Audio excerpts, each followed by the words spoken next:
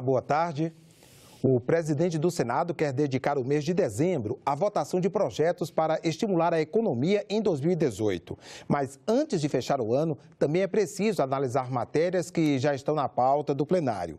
Uma delas trata de um direito reconhecido pela Justiça, mas questionado por parte dos senadores: o casamento entre pessoas do mesmo sexo. Pela lei atual, família é representada pela união estável entre homem e mulher. O texto da senadora Marta Suplicy altera 8 artigos do Código Civil, mas a mudança está essencialmente em 2 palavras. Onde está escrito homem e mulher, entra a expressão duas pessoas. O projeto adapta a lei à decisão do Supremo Tribunal Federal, que em 2011 reconheceu os direitos civis dos casais homossexuais. A matéria não foi votada na última sessão e antes mesmo de entrar na pauta, houve pedido para retirar o projeto da ordem do dia. Meu requerimento é para que ele volte a CDH, para que ele seja rediscutido. A ciência mudou? A internet fez um mundo diferente, mas ressalto que Deus não mudou. Não existe cromossomo homossexual, existe macho e fêmea. É nisso que nós acreditamos. 65% dos brasileiros já aprovam que há possibilidade de união afetiva entre duas pessoas. Isso não tira pedaço de nenhum heterossexual, simplesmente dá direito e cidadania a pessoas que são humilhadas, assassinadas, desrespeitadas nesse Brasil todo. Os senadores também devem votar projetos que tratam da segurança pública. Entre eles, a proposta de emenda à Constituição que cria o Fundo de Segurança Nacional para investir em aparelhamento, remuneração e capacitação dos profissionais de segurança dos estados e do Distrito Federal. O dinheiro virá de impostos do comércio de armas e dos leilões de bens apreendidos com crime organizado. Até o recesso parlamentar, o Senado só tem mais 3 semanas de votações. O presidente Eunício Oliveira anunciou que quer aproveitar esse período para votar outros projetos de segurança pública e propostas para incentivar a microeconomia. Entre elas, a simplificação do ISS e do ICMS, todas matérias do Senado. Nós fizemos várias conversas, eu, o senador Armando, o presidente da CAI, senador Tasso Gereissati e outros senadores e senadoras aqui da casa, que a gente precisava fazer uma pauta que não fosse uma pauta do Executivo, mas que fosse uma pauta construtiva para a sociedade, na questão da geração de emprego, na geração de renda para a sociedade brasileira, que é a pauta microeconômica. O projeto para demitir servidores públicos por insuficiência de rendimento, já aprovado na Comissão de Constituição e Justiça, foi criticado hoje por sindicalistas em audiência pública da Comissão de Direitos Humanos. Os participantes disseram não ser preciso nova lei para punir servidores, pois de 2003 a 2016, cerca de 5.000 foram demitidos e 500 perderam a aposentadoria por conta de desonestidade. Para os sindicalistas, o projeto coloca em risco a estabilidade do servidor correto. Sem estabilidade, o servidor fica completamente à mercê do governante de plantão. O servidor não é um funcionário do governo.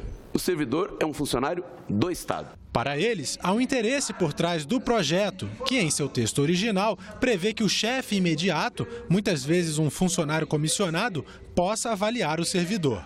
O que não é punível hoje, talvez não com a maneira eficiente como se queira, é aquele o funcionário público que está tentando defender os valores públicos dentro de uma administração podre, uma administração ineficiente como essa que nós temos hoje. Hoje já temos nos nossos trabalhos a possibilidade de você fazer o seu trabalho, ser avaliado, mas ser avaliado para crescimento do Estado e ser avaliado para crescimento do servidor e ser avaliado para que você possa ter uma qualidade melhor de servidor. Você pode ter a sua ascensão funcional em função daquilo que você desenvolve melhor para o Estado.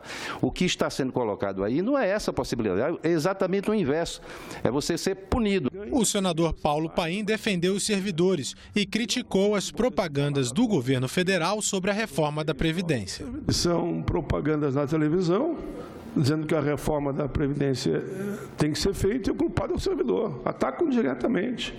Diz que é o que mais ganha, que menos trabalha e mais cedo se aposenta.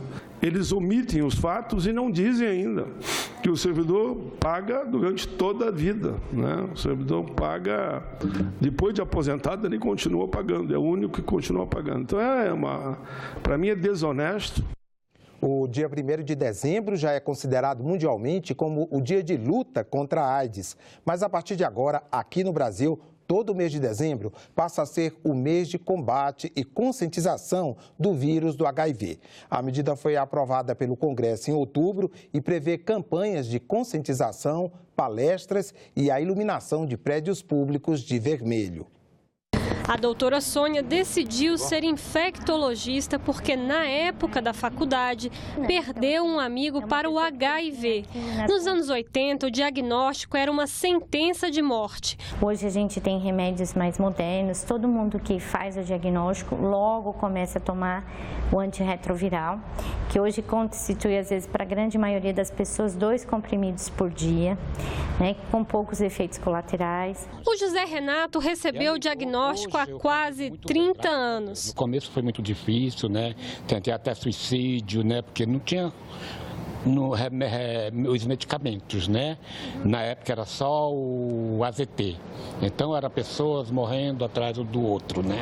Ele aprendeu a conviver com o vírus, mas ainda sofre com o preconceito. Na minha própria casa eu vivo com preconceito, mas eu me acostumei a viver com preconceito e hoje para mim o preconceito, né, não abre porta para o preconceito. De 1980 a 2016, mais de 840 mil casos de AIDS foram notificados no Brasil. Só nos últimos 5 anos, a conta é de mais de 40 mil novos portadores do vírus por ano. A maior parte dos casos está no Sul e no Sudeste, que somados representam mais de 70% do total de infectados. A maior concentração dos casos de AIDS no Brasil está entre as pessoas com a idade entre 25 e 39 anos. Ainda assim, nos últimos anos, segundo o Ministério da Saúde, houve um aumento nas mortes entre as pessoas com mais de 50 anos e adolescentes entre 15 e 19 anos. De todos os infectados, 65% são homens. É inclusive entre eles que a taxa de jovens com o vírus praticamente triplicou nos últimos 10 anos. A partir de agora, aqui no Brasil, a conscientização sobre o HIV vai durar todo o mês de dezembro. A medida foi aprovada pelo Congresso Nacional. Na última semana ocorreu a 7ª edição do programa Jovem Senador. Desde que foi lançado, foram mais de 500 mil redações inscritas, 153 mil só neste ano. Nesta edição, participaram 2.000 escolas e 320 mil alunos. Confira como foi a Semana dos Estudantes.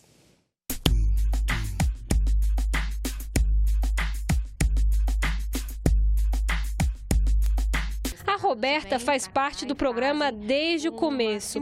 Ela é uma das pessoas que ajuda os alunos na hora das votações e do debate do texto. E a gente faz, então, com eles uma sessão legislativa, a sessão legislativa do Senado Jovem.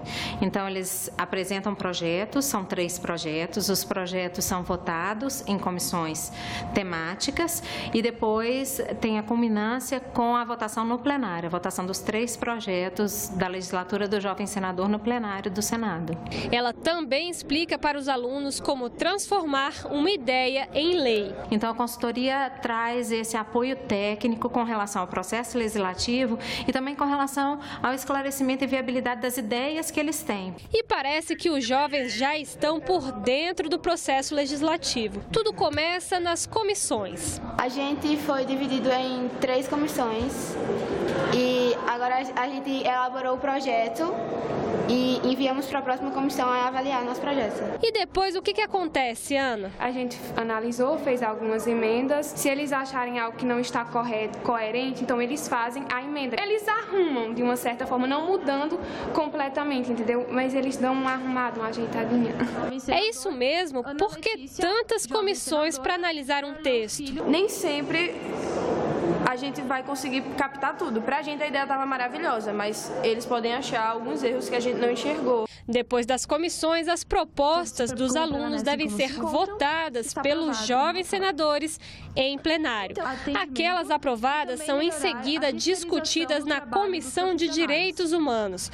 E se forem aprovadas pelos senadores de lá, começam a tramitar como projeto de lei no Congresso Nacional.